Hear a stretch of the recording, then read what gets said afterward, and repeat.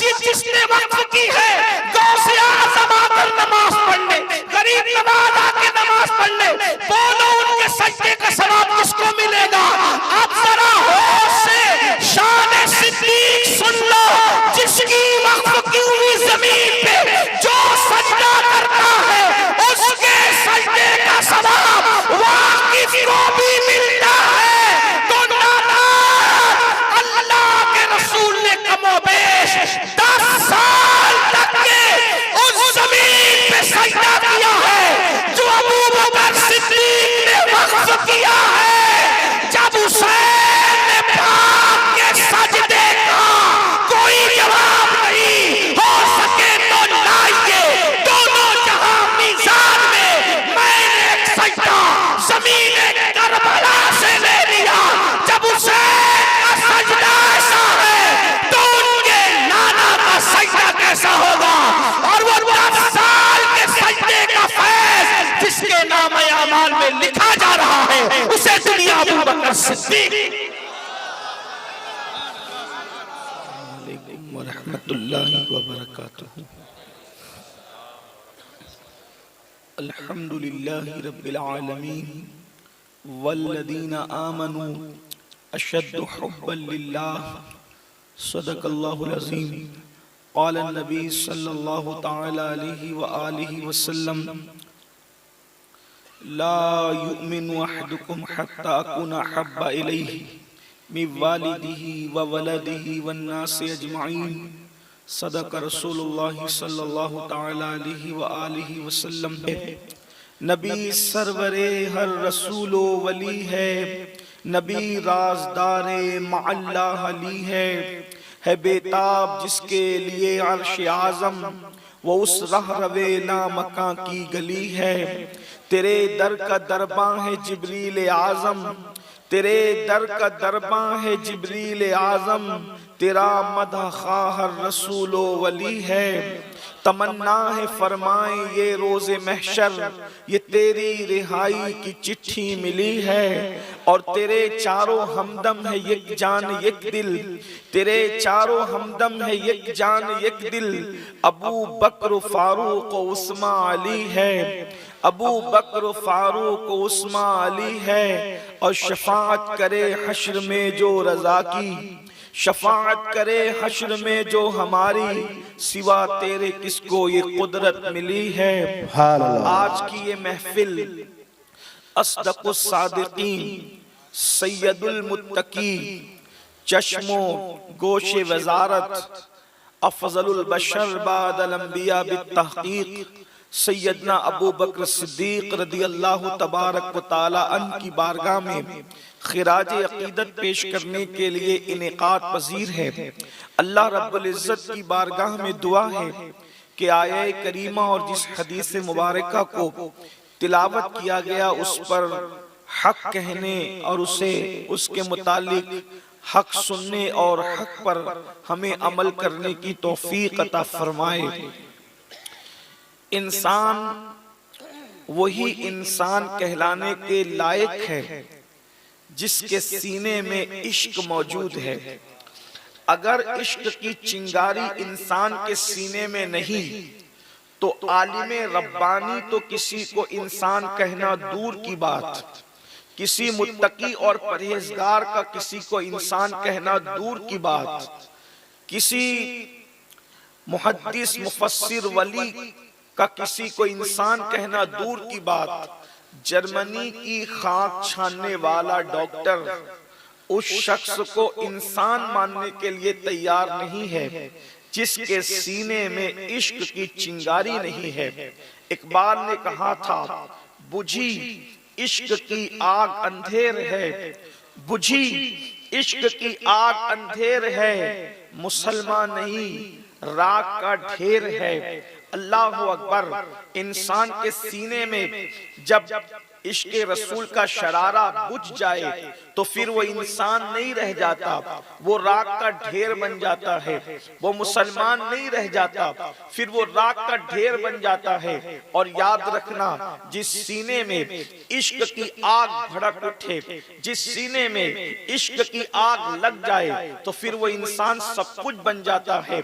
इसलिए कि दिल जो गोश्त का लटकने वाला टुकड़ा है वो तो मुर्गी मुर्गे के पास भी मौजूद है, लेकिन असल में वो कहने को तो दिल है, मगर हकीकत में दिल सिर्फ अल्लाह ने हजरत इंसान को अता किया है। और हजरत इंसान में भी दिल सिर्फ उनको दिया गया है जिसमें यार की मोहब्बत मौजूद है। अगर जिसमें यार की मोहब्बत नहीं, जिसमें यार की उल्फत नहीं, फिर वो दिल नहीं, सिर्फ गोश्त का लोथड़ा है। 108 उलूम व फनून का माहिर मुजद्दिद जब दिल की तहकीक अपने तसव्वुफाना रंग में पेश करता है तो यूं कहता है, दिल है वो दिल जो तेरी याद से मामूर रहा, दिल है वो दिल जो तेरी याद से मामूर रहा, और सर है वो सर जो तेरे कदमों पे कुर्बान गया, जो तेरे कदमों पे कुर्बान गया। पता चला गोश्त का लोथड़ा होना और बात है और दिल होना और बात है। और एक बात आपको बताएं, अल्लाह अकबर, जिस दिल में इश्क मुस्तफा हो, जिस दिल में मोहब्बत रसूल हो, जिस दिल में आमिना का लाल बसता हो, जिस दिल में अब्दुल्ला के लगते जिगर के लिए जगह हो, फिर वो दिल कितना अजीम होता है, उस दिल की शान क्या होती है।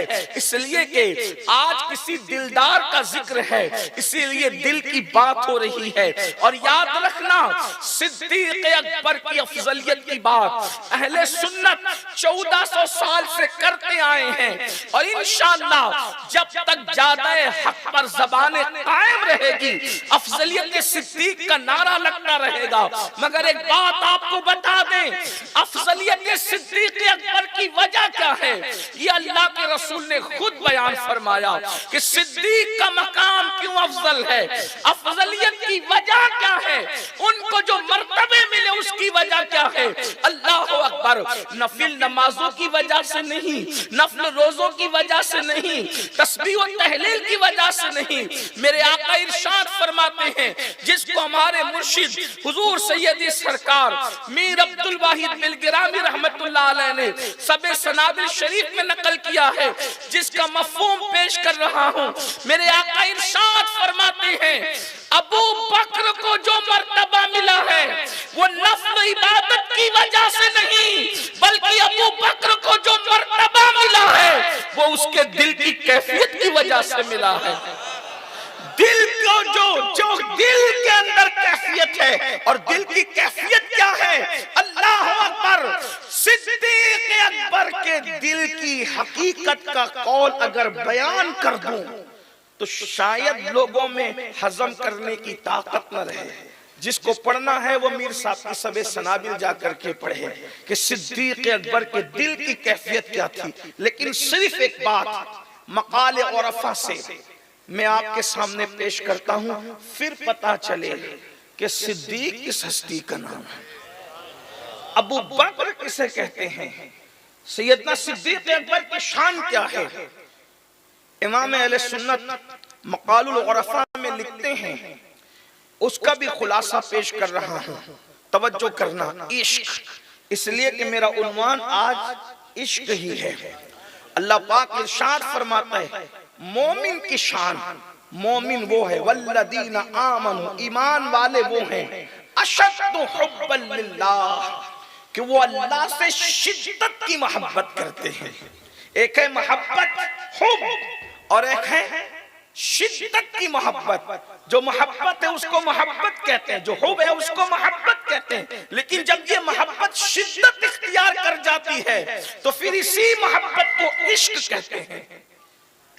लोग कहते हैं इश्क का जिक्र कहाँ है, सूफिया फरमाते हैं ये अशद्दु हुब्बन लिल्लाह, और फिर का यहाँ तो अल्लाह की मोहब्बत की बात है। हम कहते हैं बात समझ में नहीं आती है लोगों के। दरअसल बात ये है, अल्लाह की मोहब्बत की निशानी ये है, जिसके दिल में रसूलुल्लाह की जितनी मोहब्बत होगी, पहचान आएगी कि ये हुजूर से इतनी मोहब्बत करता है तो अल्लाह की वजह से मोहब्बत करता है। अल्लाह की मोहब्बत की निशानी हुजूर का इश्क है। जिसके दिल में जितना इश्क रसूल होगा, मोहब्बत रसूल होगी, उसका अंदाजा होगा कि इसके दिल में अल्लाह की मोहब्बत कितनी है। ऐसा हो ही नहीं सकता कि कोई हुजूर का बेअदब हो और अल्लाह से मोहब्बत करता हो, पॉसिबल ही नहीं है, मुमकिन ही नहीं है। इसीलिए तो मेरे इमाम ने कहा ना, जिक्र खुदा जो उनसे जुदा चाहूं नजदियो, वल्लाह अल्लाह की कसम, वल्लाह जिक्र हक नहीं कुंजी सकर की है। वल्लाह का जिक्र क्या हुआ?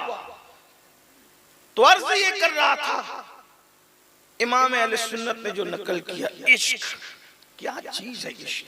इसीलिए आरिफ रूमी से किसी ने पूछा कि मैं क्या बनूं कि सब कुछ बन जाऊं, तो फरमाते हैं आशिक बन जा तो सब कुछ बन जाए। नमाजी बनने के बाद जरूरी नहीं है कि जो नमाजी हो वो आशिक भी हो, क्योंकि बहुत सारे नमाजी दुनियादार है।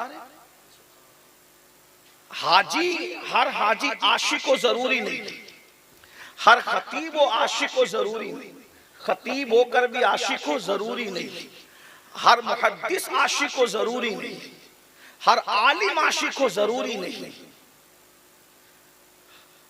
हर अदीब आशिक को जरूरी नहीं, बल्कि ये कह दूं हर गाजी कहलाने वाला भी आशिक को जरूरी नहीं, हर शहीद कहलाने वाला भी आशिक हो जरूरी नहीं।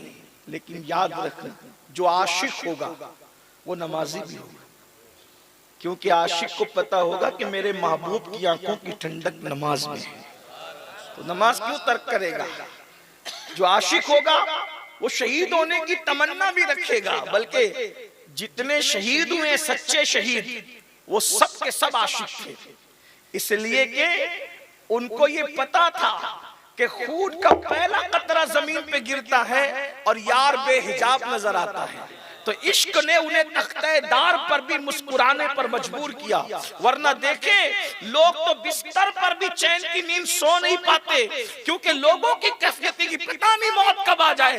तो याद रखिए, आशिक जानते हैं कि मौत के आईने में दीदार यार होता है, इसीलिए तो आशिक कहता है कयामत से पहले कयामत ये है कि महबूब का दीदार मौत के आईने में होना है। कहते जान तो जाते ही जाएगी, कयामत ये है, अब यहां मरने पे ठहरा है नजारा। इतनी मेहनत मत करो, मैं हाथ ले लेता हूं। दुरूद शरीफ पढ़ना है।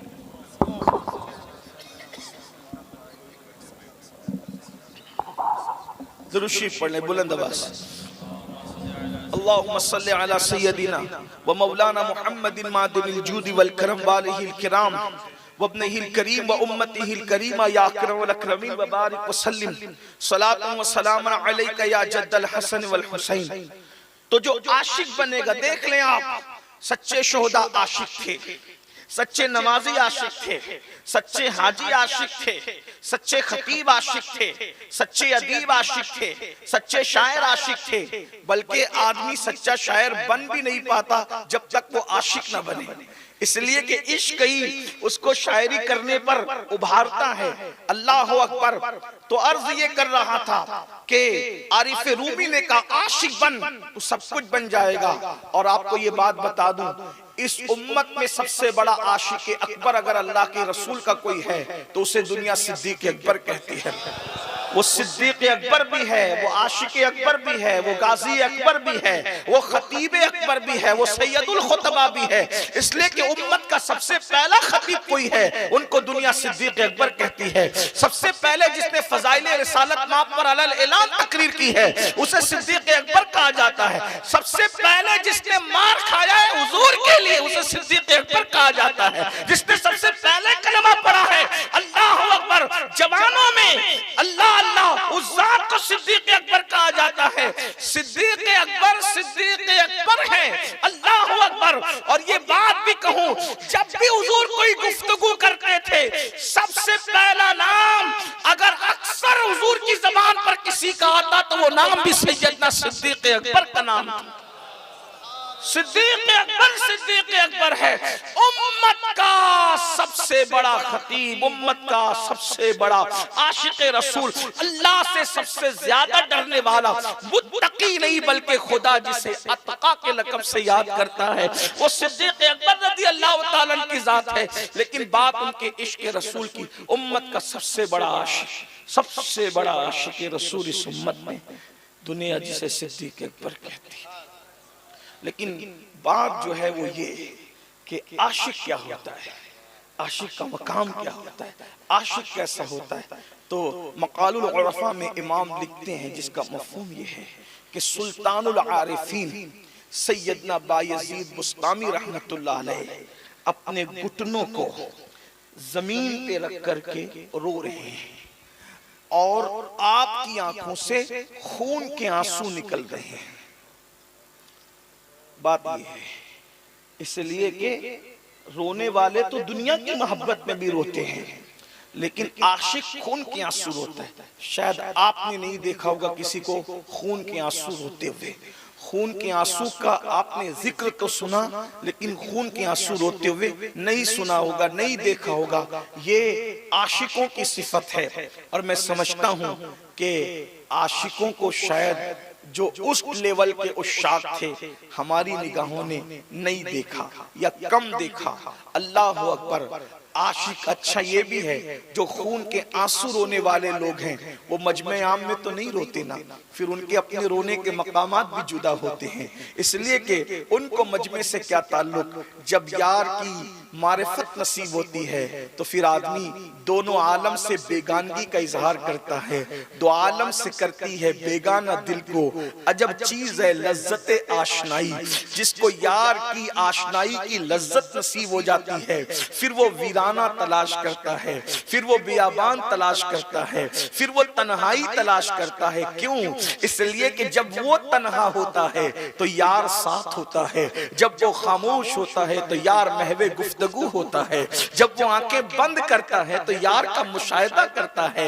हजरत मौलाना हसन बरेलवी कहते हैं दिल में हो याद तेरी गोशे तन्हाई हो, फिर तो खलवत में अजब अंजुमन आराई हो, आस्ताने पे तेरे सर हो अजल आई हो, और ऐ जाने जहां तू भी तमाशाई हो। उसकी किस्मत पे फिदा तख्ते शही की राहत, खाके तैबा पे जिसे चैन की नींद आई हो।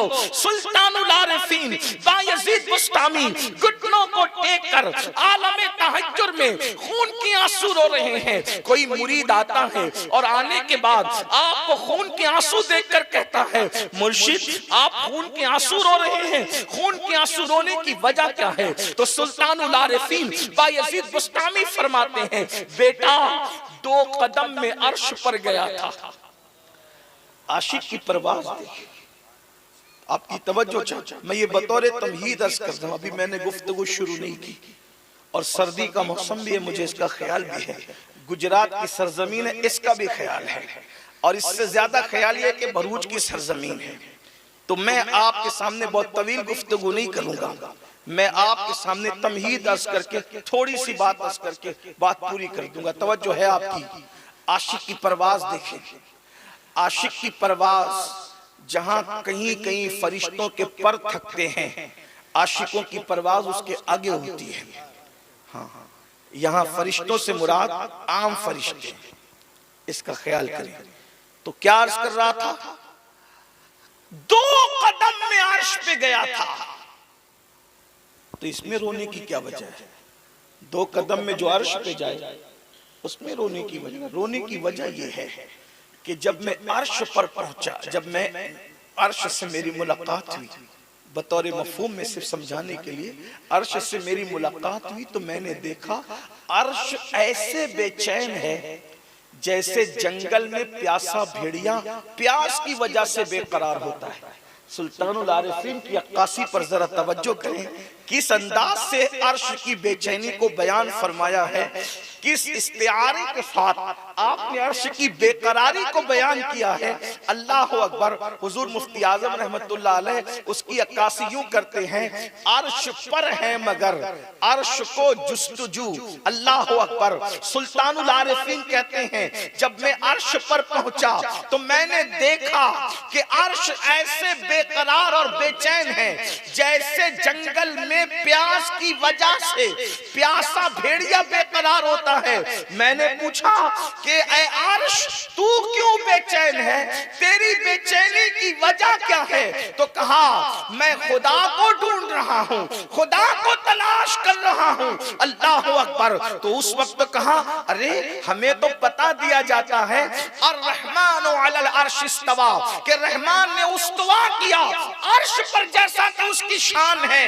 अल्लाह अकबर। हमें तो अर्श का पता दिया जा रहा है और तू कहता है कि मैं उसको उसकी जुस्तजू में हूं, उसकी तलाश में हूं। तो हजरत बायजीद फरमाते हैं, जब मैंने कहा कि हमें तो कहा जाता है रहमान अलल अर्श इस्तवा, कि रहमान ने उस्तवा किया, हमें अर्श का पता दिया जाता है, तो उस वक्त अर्श ने एक सर्द आंख खींची और सर्द आंख खींचने के बाद कहा कि बायजीद जब तुम पूछते हो तो अर्श का पता दिया जाता है, और जब हम पूछते हैं तुझे कहां तलाश करें तो हमसे कहा जाता है बायजीद जैसे आशिकों के दिल में हमें ढूंढ लो। जब बायजीद जैसा आशिक अल्लाह अकबर जो वली है अपने वक्त का, सुल्तानुल औलिया है, सुल्तानुल आरिफीन है, तो अर्श को उनके दिल का पता दिया जा रहा है। अगर हमें पाना चाहते हो तो बायजीद के दिल की तरफ देखो। तो जब बायजीद जैसे आशिक के दिल का ये आलम है तो वो अबू बकर सिद्दीक।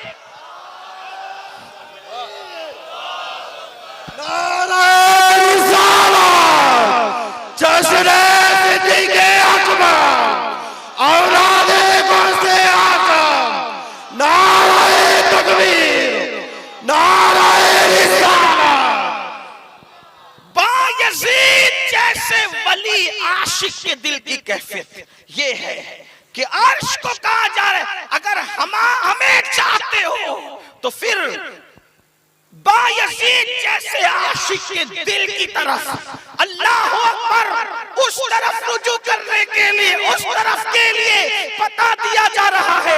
जब बायजीद के दिल का ये आलम है तो अल्लाह अकबर फिर किसी सहाबी के दिल की कैफियत क्या होगी। और जब सहाबा के दिल की कैफियत हम बयान नहीं कर सकते तो फिर जो सहाबा का बिल-इत्तिफाक इमाम हो, इमाम उस सहाबा हो, उसके दिल की कैफियत का आलम क्या होगा। इसीलिए मेरे आका अलैहिस्सलाम ने फरमाया कि अगर सारी दुनिया के बल्कि सारी उम्मत का ईमान एक पन्ने में रखा जाए, पूरी उम्मत का ईमान, उम्मत में कौन कौन है अंदाजा तो करें। सादी जैसा आशिक, बोसीरी जैसा आशिक, उवैस करनी जैसा आशिक, बिलाल हबशी जैसा आशिक। अल्लाह अकबर। हजरत आरिफ रूमी कहते हैं अल्लाह अल्लाह के सिदरा पे जब कहा गया चलो जिब्रील, तो जिब्रील ने कहा नहीं जाएंगे वरना जल जाएंगे। आरिफ रूमी कहते हैं वो जिब्रील थे, जल जाना गवारा न हुआ, ना कह दिया अल्लाह अल्लाह अगर उनकी जगह बिलाल उवैस होते तो जल जाना गवारा करते, महबूब को ना कहना गवारा नहीं करते। और उम्मत में बिलाल जैसा आशिक भी है जिसने हुजूर के विसाल के बाद मदीना ही छोड़ दिया। उम्मत में उवैस करनी जैसे आशिक भी हैं जिनका हाल ये है कि हुजूर अलैहिस्सलाम फरमाए कि उवैस मिले तो मेरी उम्मत के लिए उससे दुआ करवाना। और आका फरमाए पूरी उम्मत का ईमान एक पल्ले में रखा जाए। हम तो आपको कोई शुमार में नहीं है। फरमाते पूरी उम्मत का ईमान। उम्मत में कौन कौन लोग हैं मेरे अजीज? महबूब इलाही जैसा, गरीब नवाज जैसा, गौसे आदम शेख अब्दुल कादिर जिलानी जैसा, सैयद अहमद कबीर रिफाई जैसा, साबिर कलिया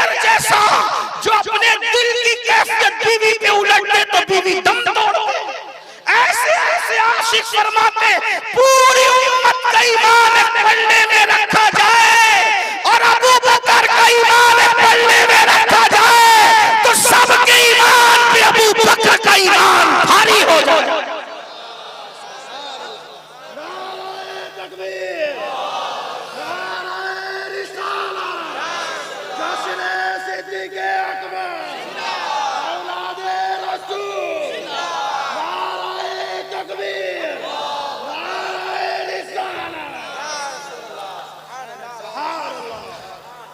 अहले सुन्नत के अकीदे में अबू बकर इज्जत करना।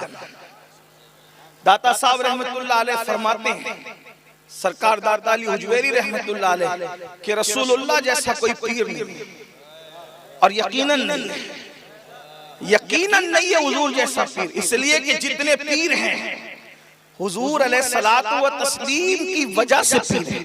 सच्चे पीरों की बात कर रहा हूं, जो सच्चे नहीं है उनका तो शुमार ही नहीं। जो सच्चे हैं, बल्कि सच्चे भी क्या कहते हैं, जर्रे झड़कर, सच्चों की हालत ये जर्रे झड़कर तेरी पैजारों के ताजे सर बनते हैं सैयारों के। और सच्चे पीरों की नुमाइंदगी हो रही है, हमसे चोरों पे जो फरमाए करम खिलाते सर बने पुश्तारों के। भरूच वालों अगर सच्ची बात सुनना है तो कह दो अल्लाह अकबर। रसूलुल्लाह की नालैन से जो जर्रे जड़ के जर्रे लग के झड़ते हैं, अल्लाह अकबर। दुनिया का मौजूदा कोई पीर भी रसूलुल्लाह की नालैन के जर्रे के बराबर नहीं हो सकता। ये शान है। तो रसूलुल्लाह जैसा पीर दाता साहब करे, हुजूर जैसा कोई पीर नहीं है, मगर अबू बकर सिद्दीक जैसा कोई मुरीद भी नहीं है। नारे तकबीर, नारे रिसालत, जश्न सिद्दीक़ अकबर। सुभान अल्लाह, सुभान अल्लाह, सुभान अल्लाह।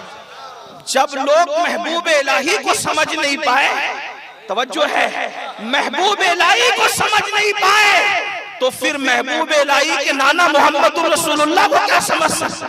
और जब लोग महबूब इलाही के मामले में खुसरो को समझ नहीं पाए, जब खुसरो की कोई मिसाल नहीं है, तो फिर रसूलुल्लाह के मुरीद अबू बकर सिद्दीक की मिसाल कहां से लाओ। लोग क्या समझते हैं, अल्लाह अकबर। तो कौन करे, दादा साहब करे रसूलुल्लाह जैसा कोई पीर नहीं, और सिद्दीक अकबर जैसा कोई।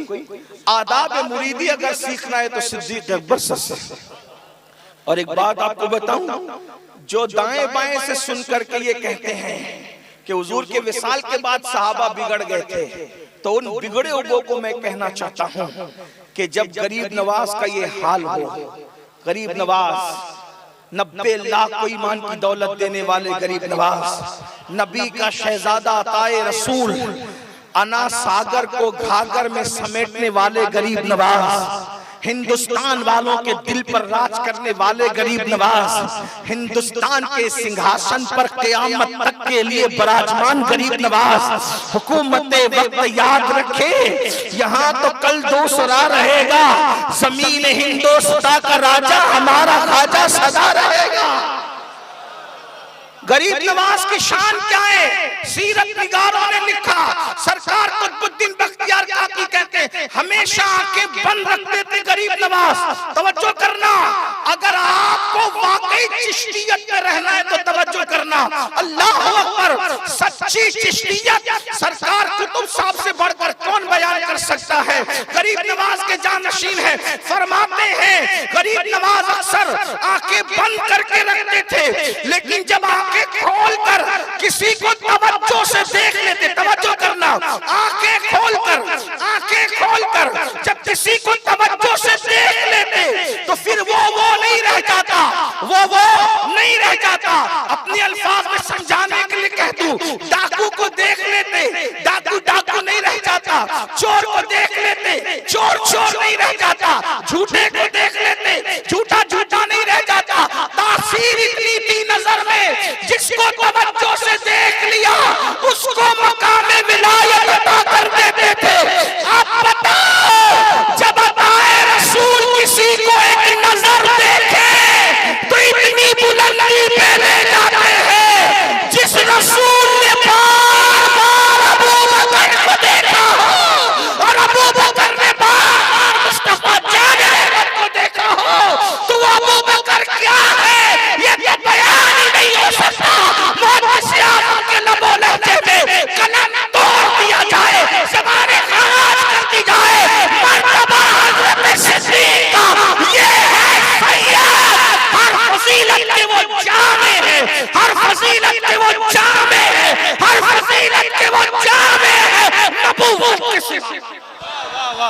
नारे तकबीर, नारे रिसालत, औलादे गौसे आजम, जश्न सिद्दीक अकबर।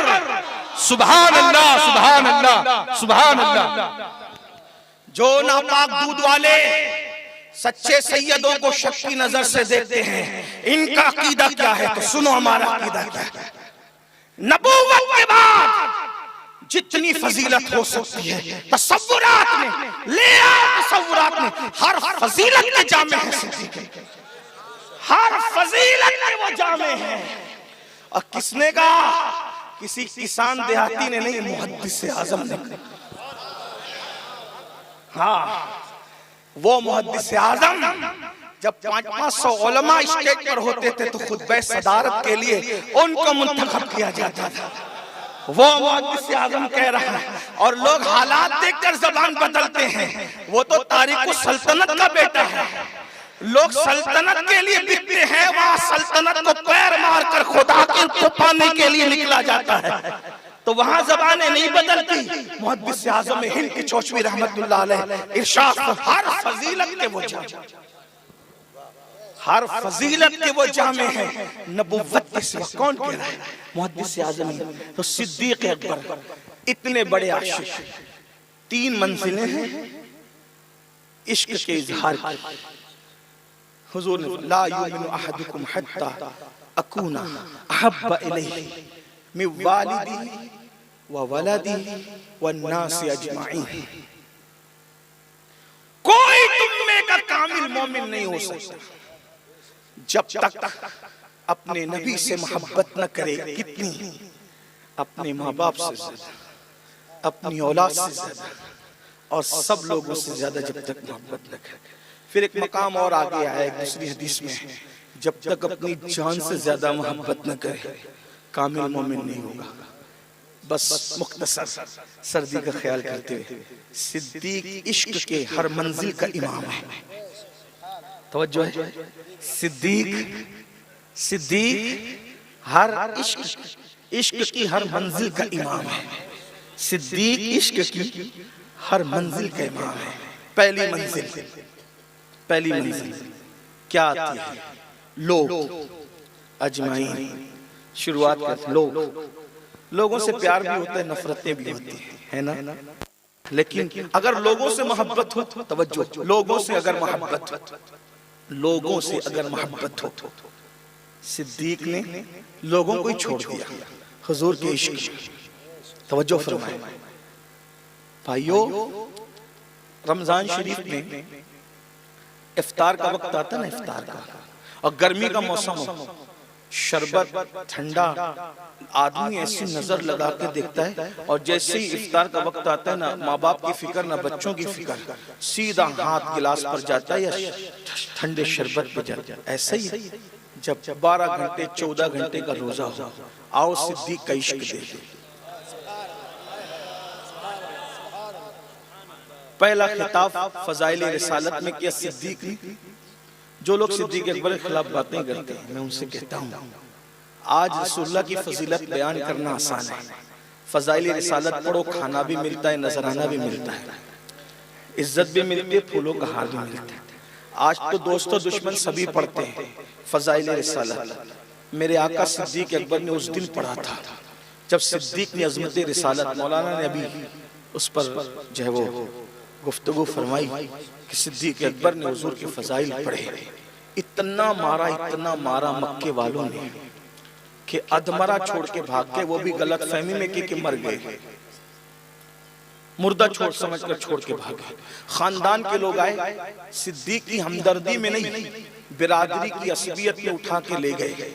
खड़े हैं, होश आए तो फिर पूछेंगे करना क्या है, और अगर मौत आए फिर हम एक को भी नहीं छोड़ेंगे। बहुत देर के बाद होश आया, पूरे खानदान ने पूछा अबू बकर कैसे हो? अजमईन, सब लोगों ने पूछा, सब लोग पूछ रहे हैं कैसे हो?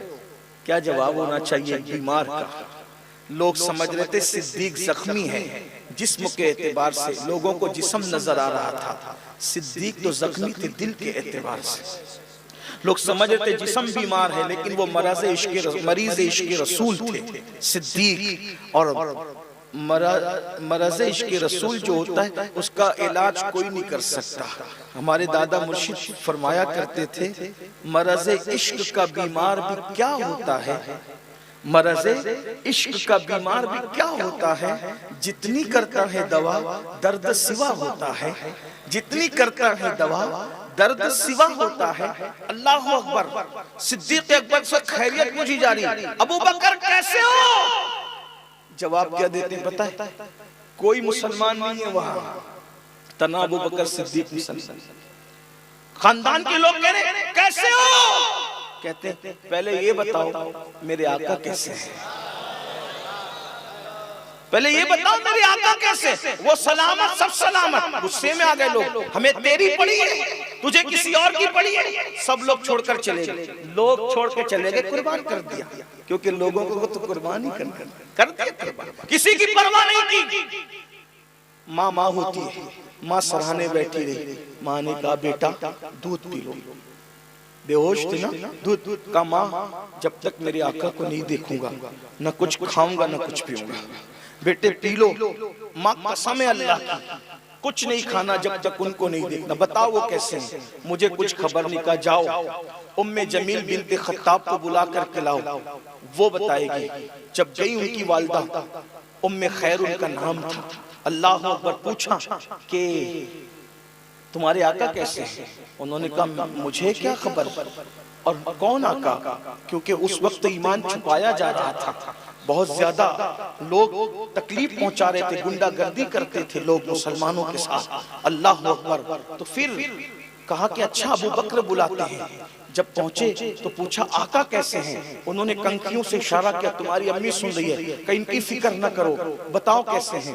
कहा हुजूर खैर से सलामत है, दारे अरकम में है आका। का अच्छा मुझे ले चलो।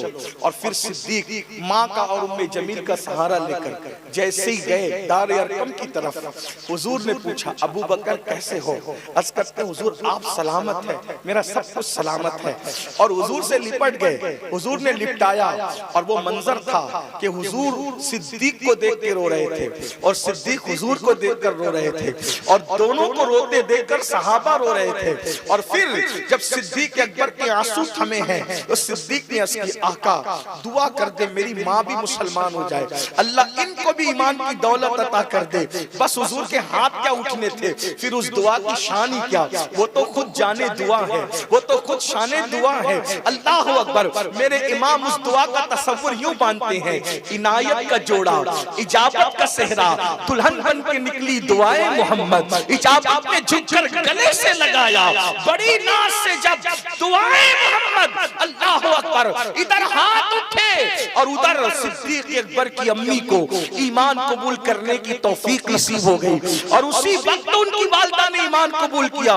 ये अबू बकर सिद्दीक हैं जिनके माँ बाप भी सहाबी हैं, जो खुद भी सहाबी हैं, इनके बेटे भी सहाबी हैं, और इनके पोते भी सहाबी हैं। जिसकी चार पुश्ते सहाबियत पर हो उसे सिद्दीक अकबर कहते हैं।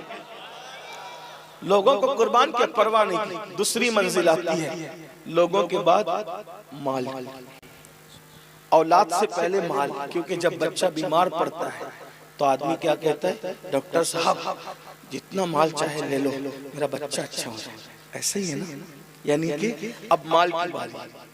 सिद्दीक ने माल से ज्यादा हुजूर को चाहा। आजकल के आशिकों की बात नहीं कर रहा हूँ जो 250 रुपए की चप्पल बेचने के लिए भी अल्लाह की झूठी कसम खा लेते हैं, उनकी बात नहीं कर रहा हूँ। जो सब्जी बेचने के लिए भी अल्लाह की झूठी कसम खा लेते हैं, जो हुजूर के लिए अगर कभी मजमे में रो भी दें तो ख्याल करते हैं कोई देख रहा है कि नहीं देख रहा है। नादान इबादत में रियाकारी करते करते कितना रियाकार हो गया। ये इश्क में भी रियाकारी करने लगा। जो इश्क में रिया करे उससे बड़ा मुनाफिक कौन हो सकता है? याद रखना, आदमी हर जगह दिखावा करता है लेकिन वो इश्क में सच्चा होता है। इसलिए याद रखना, दुआ करो अल्लाह हमें सच्चा करे इश्क में, अल्लाह हमें खाक करे उनकी तलब में।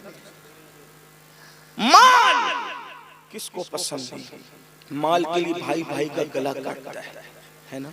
माल के लिए क्या नहीं, लोग जमीर बेचते, मसलक बदलते हैं, जबानें बिकती है, कलम बिकते हैं, खिताबात बिकते हैं, सब बिकता है, सब बिकता है इस दुनिया में, सब बिकता है और पैसे से सब खरीदा जा सकता है। इन्ना लिल्लाहि व इन्ना, अगर बिकता नहीं कोई है तो उसे आशिक कहते हैं। आशिक को कभी खरीदा नहीं जा सकता, जो सच्चा आशिक उसको कभी खरीदा, उसको सिर्फ महबूब खरीदेगा, कोई नहीं खरीद सकता। ये बात है। बिलाल को किसने खरीदा? जब तक बिलाल आशिक नहीं थे लोग खरीदते रहे, जिस दिन बिलाल आशिक हो गए तो महबूब के सिवा खरीद कौन सकता? ये इश्क, इसलिए कि इश्क की बोली हर कोई लगा ही नहीं सकता, इश्क की बोली हर कोई लगा ही नहीं सकता, ये तो बात ही जुदा है। सिद्दीक़ अकबर ने माल की कभी परवाह नहीं की। जिस दिन मुसलमान हुए सिद्दीक़ अकबर, जिस दिन ईमान लाए हुजूर, बल्कि एक बात आपसे अर्ज करूं, इन्होंने तो पूरी जिंदगी कभी शिरक किया ही नहीं था, बुत परस्ती कभी नहीं, पूरी जिंदगी कभी बुत परस्ती नहीं की। शराब जब हराम नहीं थी तब भी अबू बकर सिद्दीक ने कभी शराब को हाथ नहीं लगाया। जब लोग जानवरों के साथ जिना कर लेते थे तब भी सिद्दीक अकबर बदकारी की तरफ नहीं गए। क्यों? इसलिए कि खुदा ने उनको महबूब की वजारत के लिए चुन लिया, हुजूर की खिलाफत के लिए चुन लिया था। और ये बात किताबों में मौजूद है कि आसमानी किताबों में ये बात थी कि उनके वजीर की शान क्या होगी। बल्कि आप जब तशरीफ ले गए ऐलान नबूवत, हुजूर ने अभी नबूवत का ऐलान नहीं किया था, यमन गए तो सिद्दीक अकबर को देख करके एक राहिब ने कहा, क्या तुम मक्के से नहीं आ रहे हो? तुम मक्की नहीं हो? कहा बिल्कुल मक्के से आ रहा हूं। तो तुम्हारा कबीला? तो कहा बनु तमीम का रहने के कबीले से ताल्लुक रखता हूं। तो कहा क्या अपने पेट से कपड़ा हटा सकते हो? तो कहा ये पेट देखने की क्या जरूरत है, मैं नहीं हटाता पेट से कपड़ा, इतने बाहया था, पेट से कपड़ा नहीं हटाया। कब? अभी नबूवत का ऐलान। और अबू बकर वो हैं जिन्हें बचपन ही से रसूलुल्लाह की दोस्ती का शरफ मिला था। दोनों की उम्र में 2.5 या 3 साल का फर्क था। सिद्दीक अकबर की उम्र 2.5 या 3 साल कम थी बस, बाकी हुजूर अलैहिस्सलातु व तस्लीम तो चूंकि बजाहिर 2.5-3 साल की उम्र में जो वो कोई ज्यादा फर्क नहीं होता तो दोस्ती में जो वो इस तरह से होता है। तो सिद्दीक अकबर हुजूर के बचपन के दोस्त थे। आपकी मालूमात के लिए बता दूं, हमारे बाज़ बुजुर्गों ने लिखा है सैयदा खदीजतुल कुबरा के निकाह के दिन अल्लाह के रसूल ने जो लिबास पहना था वो सिद्दीक अकबर ने बतौर हदिया किया हुआ था। पहले निकाह में रसूलुल्लाह ने जो, हमारे उलमा ने लिखा है, पता नहीं लिखने वालों ने कहां तक इंसाफ किया, लेकिन हमारी किताबों में ये मौजूद है, बाज़ किताबों के अंदर, कि सिद्दीक अकबर उस वक्त भी हुजूर के साथ थे जब सैयदा खदीजा के साथ हुजूर का निकाह किया जा रहा था। चूंकि आप दोस्त की हैसियत से साथ साथ थे। 12 साल की उम्र में हुजूर अलैहिस्सलातु व तस्लीम जो मुल्क के शाम के काफिले में थे, उस काफिले में भी सिद्दीक अकबर अपने घर वालों के साथ, यानी अपने जो वो बड़ों के साथ वो थे, वो भी उस वक्त साथ गए हुए थे। बहरहाल तो अर्ज ये कर रहा था कि सैयदना सिद्दीक अकबर ने फरमाया कि ये पेट से कपड़ा हटाने की बात क्यों आ गई और तुम मेरा पेट क्यों देखना चाहते हो? हालांकि मर्दों का पेट अगर कोई मर्द देखे तो मैं नहीं समझता कि कोई बहुत बड़ी ऐब की बात समझी जाती है। और आज तो और भी कोई ऐब की बात नहीं है, जबकि आज के दौर में लोग फटी हुई पैंट शौक से पहन रहे हो, वो भी मुसलमान कलमा पढ़ने वाले, जिनके घुटने भी दिख रहे हैं, जिनकी रानें भी दिख रही हैं, इतने बेतुकेपन के साथ लोग जी रहे हैं। तो इस दौर में पेट का दिखना दिखाना कौन सी शर्म की बात लोग महसूस करें। लेकिन याद रखना, दुनिया के बहाव में बहने वालों, ये तुम्हें याद होना चाहिए कि जिस रसूल से इश्क का दावा करते हो, आशिक कितना बाहया होता है, आशिक का खमीर किस तरीके से हया से गूंदा जाता है। अल्लाह अकबर, वहां कलेमा पढ़ने से पहले फितरत में हया का ये आलम है, और यहाँ कलेमा पढ़ने के बाद सिर्फ हीरो की मोहब्बत में आशिक रसूल कहलाकर फटी हुई पैंट पहन करके राने दिखा रहे हो, वही राने ले करके मस्जिद में जाते हो, खुद की नमाज भी और दूसरों की नमाज में भी खलल पैदा करते हो। अल्लाह के बंदो, मुझे तो ये बात कहने में भी हया आ रही है, क्या बयान करें। अल्लाह रहम करम फरमाए। लोगों ने बताया यहाँ तक कि शॉर्ट शर्ट पहनते हैं, उस पे जींस पहनते हैं, रुकू और सजदे में जाते हैं तो वो उधर उलट जाती है, ये इधर उलट जाते हैं, और पीछे से सतरे औरत नजर आता है। सोचो सोचो अल्लाह के घर का तकद्दुस कितना पामाल हो रहा है। फिर मुसलमान कहता है हम आशिक रसूल होकर मौलाना क्यों सताए जा रहे हैं? आशिक रसूल होकर सताए नहीं जा रहे हैं, हुजूर का दिल दुखाने की वजह से सताए जा रहे हैं, हुजूर को गुंबदे खजरा में रंजीदा करने की वजह से सताए जा रहे हैं। अल्लाह की इज्जत की कसम, जिस दिन मुसलमान हुजूर का दिल खुश करने लगेगा, खुदा सारी खुशियां तुम्हारे कदमों में डाल देगा। अभी इस मजमे में भी कुछ मेरे ऐसे नौजवान भाई होंगे, बच्चे होंगे जिन्होंने फटी पैंट, आप मुझे बताएं फटी पैंट से हमारा क्या ताल्लुक? हमारे बुजुर्गों ने टूटी हुई प्याली में चाय पीने के लिए मना किया, टूटी हुई प्याली में चाय मत पियो। अब क्यों मत पियो? उस पे लोग बड़ी बातें करते हैं, ये तो ऐसा कहते हैं। मैंने कहा ऐसा भी तो सोच सकते हो कि टूटी हुई प्याली में चाय पियोगे उससे होठ कट जाएगा, इसलिए भी तो मना किया जा सकता है। टूटी हुई कंघी इस्तेमाल मत करो, शिकस्ता कंघी मत इस्तेमाल किया, है ना? आप मुझे बताएं। और हमारे यहाँ मजहब इस्लाम में अगर गुर्बत की वजह से कपड़ा फट जाए तो फटा मत रहने, गरीब होना कोई बात नहीं, उस पे पेवर लगा, है ना? गुर्बत की वजह से फट जाए, फटा मत पहने। गुर्बत की वजह से भी तुम्हारा बदन कोई ना देख सके। जो मजहब गुर्बत में पेवन की तालीम देता हो, तो फिर आप करोड़पति होने के बाद भी अगर 10,000 की डैमेज पैंट खरीदने जा रहे हैं तो ये बेगैरती की इंतहा है कि नहीं? गुर्बत में भी आप अपने जिस्म की नुमाइश नहीं कर सकते, पेवन लगाओ। और मैं तो ये कहता हूं दो आलम के बादशाह ने अपने लिबास में सिर्फ इसलिए शायद पेवन लगाया होगा ताकि पेवन लगाना मेरी सुन्नत हो जाए, तो मैं गरीबों की गुर्बत पर अपनी सुन्नत का पर्दा डाल दूं। हुजूर ने पेवन लगाया, लेकिन अफसोस है कि जिस रसूल ने पेवन लगाकर लिबास पहना, आज उसकी उम्मत के जवान अल्लाह फटे। और कहां से फटे? बाज़ाब्ता रानी नजर, घुटने से लेकर नाफ तक का जो हिस्सा है, नाफ के नीचे से लेकर घुटने तक, उसको सतरे औरत में शुमार किया गया है। और उसका देखना भी हराम है किसी का, और उसको दिखाना भी हराम है, बिलाउज़ शरई हराम है। अल्लाह की बारगाह में तौबा करो, मुआफी तलब करो, अच्छे कपड़े पहनो, शरीफों वाले लिबास पहनो, तो बात दूर ना निकल जाए। अर्ज क्या कर रहा था कि उस बूढ़े ने कहा, राहिब ने तेरा पेट दिखा, तो फरमाया पेट दिखाने की बात क्यों आ गई यहाँ? तो तब उसने कहा मैंने अपनी अगली आसमानी किताबों में पढ़ा है कि खातिमुन नबीयीन होगा, आखिरी नबी दुनिया में तशरीफ लाएगा, मक्के में वो पैदा होगा, मदीने में हिजरत करेगा, जहाँ खजूर के दरख्त हैं वहाँ वो हिजरत करेगा, और उसका वजीर होगा जो उस पर जवानों में सबसे पहले ईमान लाएगा। तो तेरा कबीला भी वही है जो किताब में लिखा है, तेरी शक्ल भी वही है जो किताब में लिखी है, सब मैं चेक कर चुका, लेकिन एक चीज जो किताब में लिखी है वो तेरे अंदर दिख नहीं रही है, और जब तक तू कपड़ा हटाएगा नहीं वो मुझे नजर नहीं आएगी। तो क्या लिखा है तेरी किताब में? तो क्या मेरी किताब में ये लिखा है कि जो नबी का अव्वल वजीर होगा, जो नबी पर जवानों में सबसे पहले ईमान लाएगा, उसके पेट में उल्टी तरफ एक तिल होगा, उल्टी तरफ पेट पर एक तिल होगा।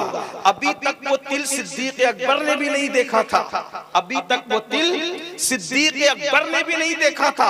आपको हैरत हुई तो कहा कि तेरा कबीला वही है जो तूने बताया, तेरा पैदाइश की जगह वही है जो तूने बताया, तेरा होलिया भी मैं देख रहा हूँ, लेकिन बस वो तिल देखना चाहता हूँ। मैं कोई बेहया आदमी नहीं, मैं राहिब हूँ, आसमानी किताबों का आलिम हूँ, मुझे वो तिल देखना है।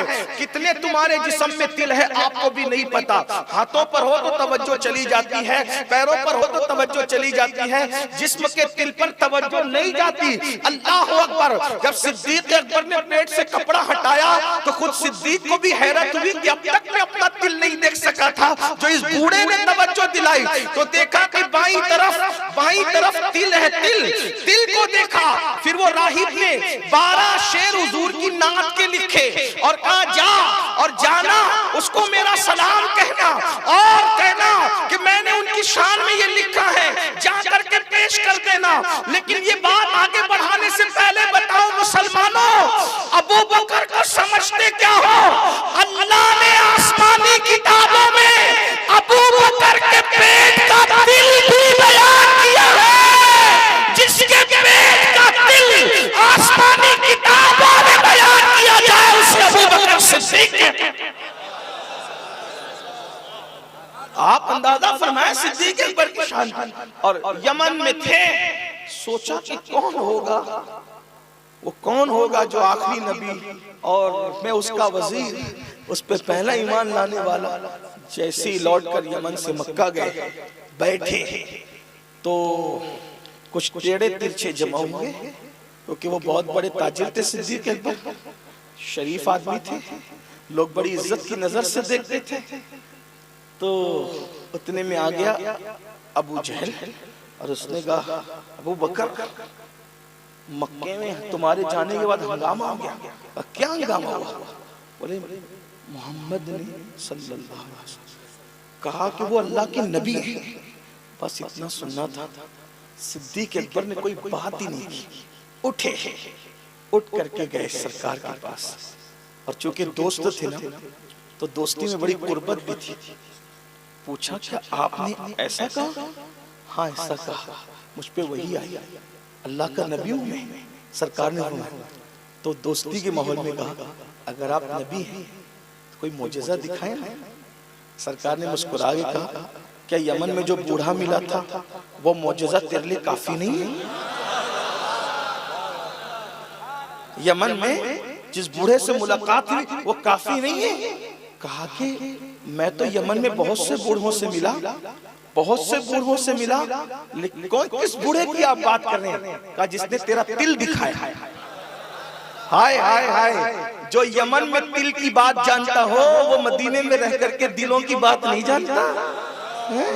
कहा, जिसने तेरा दिल दिखाया, हाँ, तो उसने मेरी शान में कुछ अशार भी लिख के दिए ना, वो भी तुम पढ़ के सुना। और उसके बाद फिर सिद्दीक ने कहा, जिसने सारी अब तक की जिंदगी की स्टडी की थी, बहसियत दोस्त खलबत और जलवत देते थे, उस सिद्दीक ने फौरन कहा, किसी तरद्दुद के बगैर, किसी वक्फे के बगैर, किसी रुकावट के बगैर कहा, वल्लाह मैं आपकी जिंदगी के शब रोज देख चुका हूं और मैं तस्दीक करता हूं कि आप अल्लाह के नबी हैं। सिद्दीक अकबर मेरे आका सल्लल्लाहु अलैहि वसल्लम एक बार हस्सान बिन साबित, कंजुल उम्माल की रिवायत, हस्सान इब्न साबित ने सरकार की बारगाह में नात लिख के लाई। सरकार ने कहा, हस्सान तुम मेरे लिए लिखते हो, मेरे अबू बकर के लिए भी कभी कुछ लिखा है? तवज्जो करें, नात की फरमाइश करने वाले करते हैं, मनकबत सिद्दीक की फरमाइश मुस्तफ़ा जाने रहमत कर रहे हैं। ये सिद्दीक अकबर है, सुभान अल्लाह। और फिर हज़रत हस्सान ने लिखा, आका फरमाते हैं, मेरी उम्मत पर वाजिब है कि अबू बकर का शुक्रिया अदा किया। तो सिद्दीक अकबर जिस दिन मुसलमान हुए, बस बात खत्म कर रहा हूँ, शायद मैं अब आगे बात नहीं बढ़ा सकूंगा, माल की बात चल रही थी। सिद्दीक अकबर जिस दिन मुसलमान हुए, जितना माल तिजारत था वो सब, और माल तिजारत के अलावा 40,000 दिरहम, दिरहम कहते हैं चांदी के सिक्के को, किसको कहते हैं? चांद। माल तिजारत और चांदी के सिक्के कितने? 40,000। जिस दिन मुसलमान हुए, हुजूर की बारगाह में कदमों में ला के रख दिया, हुजूर ये सब आपके हैं, इस्लाम के लिए इसको जहां चाहे खर्च फरमाइए। सिद्दीक अकबर है। लोग दीन का काम करते करते मालदार होते हैं, अबू बकर वो है जिसने कई मर्तबा अल्लाह की राह में अपना घर लुटाया।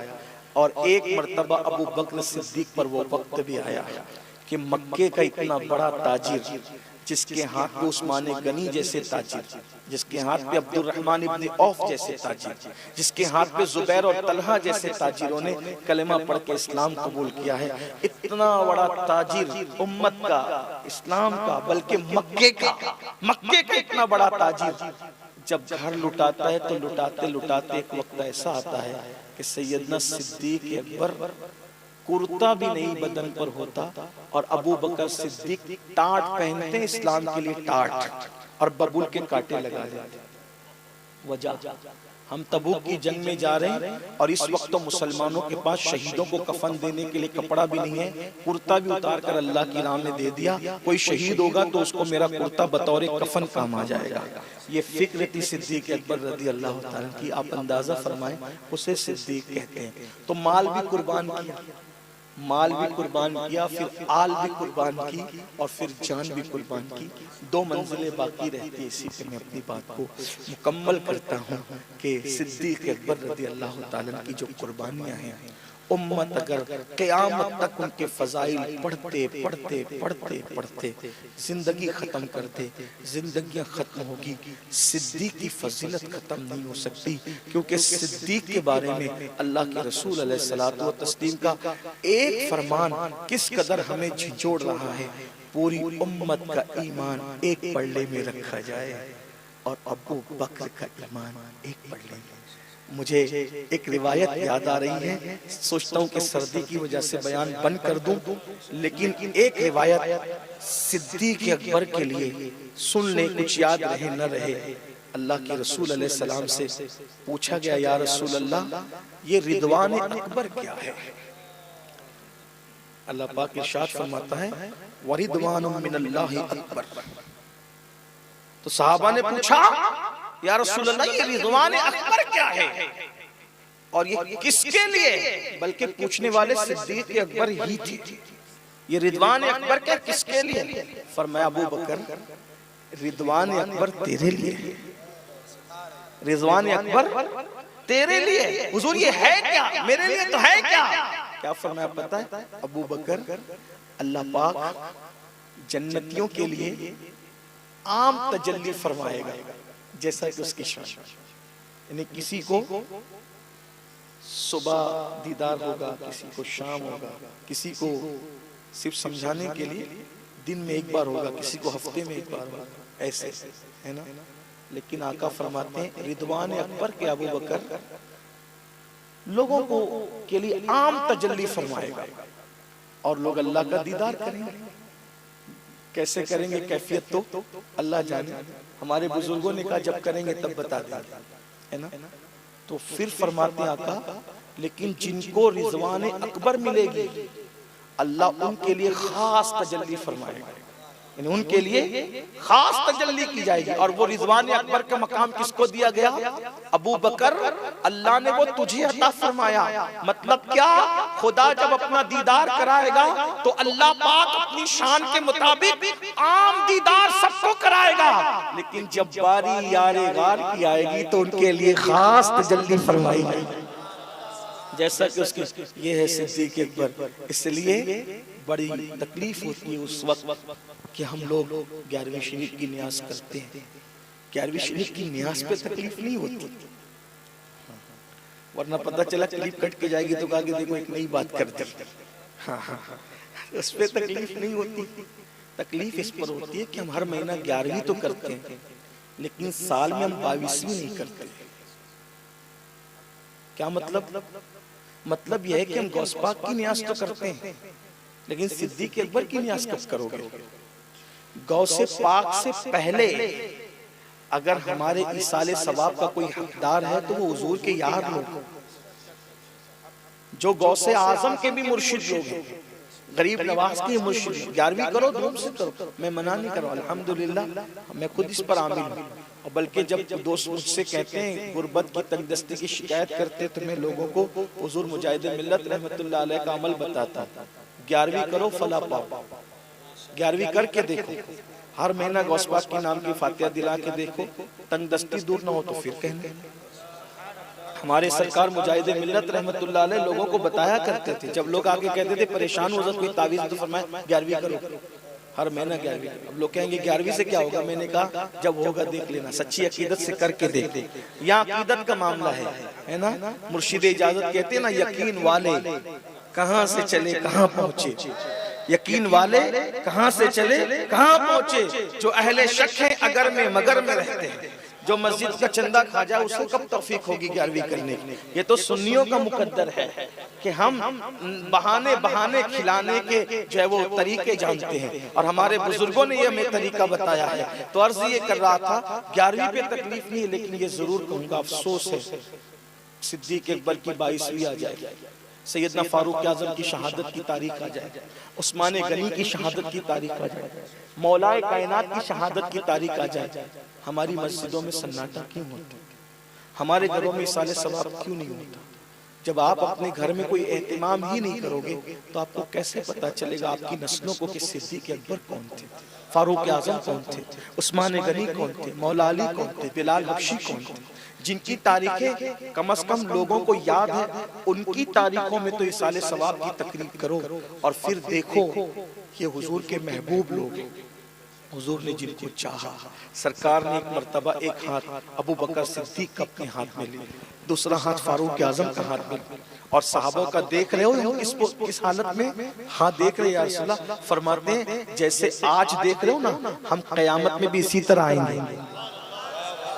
तवज्जो करें, हुजूर अलैहिस्सलाम फरमा रहे हैं अबू बकर का हाथ मेरे हाथ में इस तरह होगा और उमर का हाथ मेरे हाथ में इस तरह होगा, इस शान से आएंगे। इसलिए पीर नसीरुद्दीन नसीर ने बहुत अच्छी बात कही है, कहते हैं नाम आते ही अबू बकर उमर का लब पर, नाम आते ही अबू बकर उमर का लब पर क्यों बिगड़ता है? वो पहलू में सुलाए हुए हैं, हुजूर तो पहलू में सुलाए और तू क्यों बिगड़ रहा है उनका नाम आने पर? तो याद रखिए उनके नाम की साले सवाब की मजलिसें करें, महफिलें करें और सिद्दीक अकबर का जिक्र करें। आका फरमाते, अल्लाह के रसूल सल्लल्लाहु अलैहि वसल्लम इरशाद फरमाते, मेरी उम्मत पर लाजिम है कि वो मेरे अबू बकर का शुक्रिया अदा करें। हम क्या शुक्रिया अदा कर सकते हैं? जिसने, एक बात फिर याद आई, कहता हूँ आपको, जब मस्जिद नबवी की जमीन खरीदने की बात आई, जब मस्जिद नबवी की जमीन खरीदने की बात आई तो सरकार ने खुद चाहा कि मैं रकम अदा करूं। यतीम बच्चों की जमीन थी, वो बच्चे चाह रहे थे कि हम वक्फ कर दे। सरकार ने फरमाया नहीं, तुम यतीम हो, बच्चे हो, नहीं लिया। आका अलैहिस्सलाम ने कहा हम रकम अदा करेंगे। सिद्दीक ने कहा हुजूर मैं दे देता हूँ। आका ने फरमाया ये काम मैं करना चाहता हूँ। सिद्दीक ने कहा हुजूर मैं भी तो आप ही का हूँ, मेरा माल भी आपका है। और फिर मस्जिद के लिए जगह खरीदी। कौन सी मस्जिद? मस्जिद नबवी के लिए। मस्जिद नबवी के लिए क्या समझे? मस्जिद नबवी के लिए जगह खरीदने का मतलब क्या समझे? इश्क वालों को इसमें ध्यान करना चाहिए। कुछ बातें ऐसी होती है जो किताबों में नहीं लिखी होती, लेकिन इश्क की नजर से देखो तो समझ में आता है। मस्जिद नबवी की जमीन खरीदने का मतलब क्या है? क्या मतलब हुआ? तो मतलब क्या हुआ? ये मतलब हुआ कि किसी ने भरूच की मस्जिद के अंदर भरूच की मस्जिद के लिए जगह खरीद के दी और फिर हुजूर शेखुल इस्लाम आए, उसमें आपने नमाज अदा फरमाई। बताओ खरीदने वाला कितना भी बड़ा मालदार है, वो क्या शेखुल इस्लाम की तरह नमाज अदा कर सकता है? नहीं कर सकता। माल तो है, जमीन खरीद ली और वक्फ कर दी मस्जिद के लिए, पूरी जिंदगी शेखुल इस्लाम की तरह सजदा नहीं कर सकता। मगर अगर शेखुल इस्लाम के सजदे का सवाब हासिल करना हो तो क्या? मस्जिद के लिए जगह वक्फ की और वक्फ करने के बाद शेखुल इस्लाम ने आके नमाज पढ़ ली, नमाज शेखुल इस्लाम ने पढ़ी। अब उनके सजदे का जो सवाब मिला, उनके सवाब में कोई कमी किए बगैर अल्लाह शेखुल इस्लाम के वो सारे सजदों का सवाब उसको देगा जिसने मस्जिद के लिए जमीन खरीद के वक्फ की थी। समझ में आती है बात? और अगर कोई खुश नसीब है, कोई खुश नसीब है, हुजूर सरकारें कलाने पढ़ दी, हुजूर मुफ्ती आजम ने पढ़ दी, हुजूर मुहद्दिस आजम ने पढ़ दी। बताओ इन जैसे लोगों का सजदे के बराबर कोई कर सकता है? मिंबर वाले अल्लाह वालों को छोड़ करके मैं माजरत के साथ कोई नहीं कर सकता मेरे भाई। हमारी नमाज में तो बकरी का चारा भी आ जाता है, बच्चे को ट्यूशन पहुंचाना भी आ जाता है, और बल्कि माज अल्लाह कभी कभी तो पास पड़ोस का भी जिक्र आ जाता है, जिससे मेरी ज़बान हया खामोश है कि लोगों को पता नहीं क्या क्या तसव्वुरात नमाज में आते हैं। मगर मुफ्ती आजम का सजदा जैसे कोई कर सकता है, मुहद्दिस आजम का सजदा जैसे कोई कर सकता है? नहीं कर सकता। अल्लाह अकबर। लेकिन अगर मुफ्ती आजम मुहद्दिस आजम के सजदों का सवाब कोई हासिल करना चाहता है तो कहा कि जमीन खरीद के मस्जिद के लिए वक्फ की, मुफ्ती आजम मुहद्दिस आजम ने सजदा करे तो उनके सवाब में कटौती किए बगैर अल्लाह उन सारे सजदों का सवाब जिस जमीन के टुकड़े को वक्फ करने वाले ने वक्फ किया है, वो सब का सवाब उसके नामे अमाल में लिखा जाएगा जिसने वक्फ किया था। अगर और मुकद्दर नसीब बेदार है तो मस्जिद जिसने वक्फ की है, गौसे आज़म आकर नमाज पढ़ने, गरीब नवाज आके नमाज पढ़ने, बोलो उनके सजदे का सवाब किसको मिलेगा? अब जरा होश से शान सिद्दीक सुन लो, जिसकी वक्फ की हुई जमीन पे जो सजदा करता है उसके सजदे का सवाब वाकिफ को भी मिलता है। तो नादान, अल्लाह के रसूल ने कमोबेश 10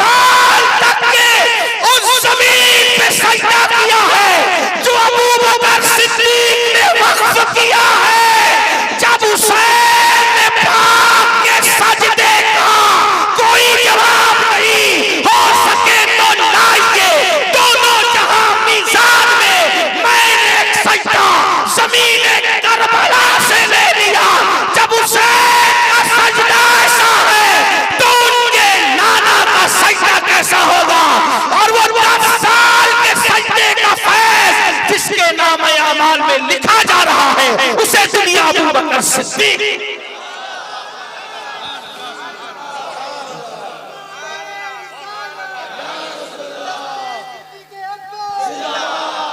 और एक बात, हुजूर का एक सजदा भी लिखा जाना उनके लिए काफी था, लेकिन उस पर सहाबा ने नमाजें पढ़ी, फारूक आजम ने पढ़ी, मौला अली ने पढ़ी। उस मौला अली ने पढ़ी कि तीर निकल गया नमाज में, खबर नहीं। तवज्जो तो फरमाएं, साद ने पढ़ी, सईद ने पढ़ी, तलहा ने पढ़ी, जुबैर ने पढ़ी, अबू हुरैरा ने पढ़ी, बिलाल ने पढ़ी, उवैस करनी ने पढ़ी, गौसे आजम ने पढ़ी, गरीब नवाज। और आज भी लोग जाते हैं, इतनी बड़ी मस्जिद बन गई लेकिन नंबर वहीं लगा के खड़े रहते हैं जो सिद्दीक ने वक्फ है, नंबर वहीं लगा के खड़े रहते हैं जो सिद्दीक ने वक्फ किया। और सिद्दीक को गाली देने के बाद भी सिद्दीक की वक्फ की हुई जमीन को हसरत से देखते हैं। नादान, जरा गौर तो कर, जरा गौर तो कर कि तू किसकी बात करता है। इसीलिए मुहद्दिस आजम का शेर ये हजारों तकरीर पर भारी है। सैयद ने कमाल किया, कमाल किया और सारे सैयदों का अकीदा इस शान से बयान किया। मर्तबा सारी तकरीरें करने के बाद भी दो मिसरे ना पढ़े तो ऐसा लगता है जैसे खाने में नमक के बगैर खाने में मजा नहीं आता। जश्न सिद्दीक बयान हो और ये दो मिसरे याद हो और जानबूझ के कोई फरामोश कर दे तो बिल्कुल ऐसे ही लगता है। सब बयान करके भी जी नहीं भरता तो क्या कहते हैं, मर्तबा हजरत सिद्दीक का ये है सैयद, हर फजीलत के वो जामे हैं नबुव्वत के सिवा। अल्लाह फैज़ सिद्दीक से हम सबको माला माल करे। दौरान गुफ्तगू कोई गलती हो तो अल्लाह ताला उसको भी माफ करे। अस्तगफिरुल्लाह रब्बी इन्ना रब्बी लगफूरुर रहीम व मा अलैना इल्लल बलाग। अस्सलाम।